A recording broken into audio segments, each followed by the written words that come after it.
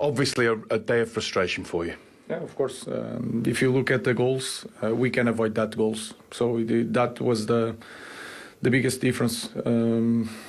We suffer goals that is clearly we can do better, and especially the second one. So you start the second half well, you are pushing for our goal to open the game, and even the 2-1 that Brian could score.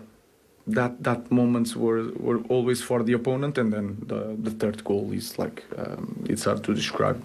So we suffer goals that we can avoid when it's just the opponent, but we can avoid these kind of goals.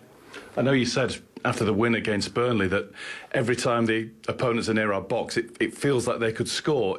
Is that a mental thing? Is it a deficiency in mental thought of the players at the moment? No, the biggest difference is when we had transitions, we didn't score.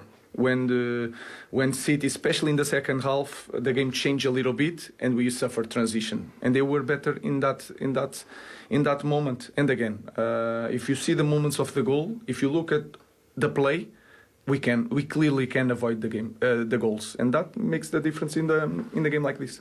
But how do you rectify that? Because you clearly work on it every week. So how do you rectify it in games? No, we can do better. That is clear.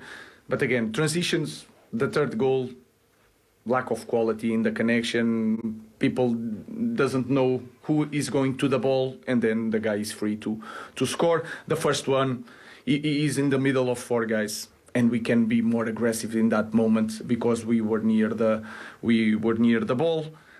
The second goal, we want to recover the ball so fast that then in a throw-in they have a 1-against-1. Lenny is going from the outside, not the inside. So these details we can work, but then in these kind of games we need to be perfect, and we weren't perfect. Going forward, the number of chances you're creating, it looks good on paper, but does that make it even worse for you that they're not going in? No, the frustration is always the same, because with the amount of chance we need to score goals.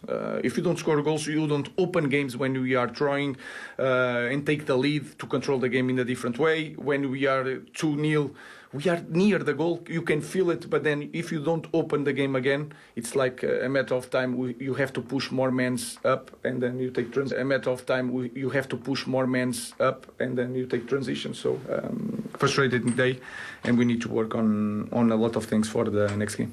Thanks, Ruben. Thank you.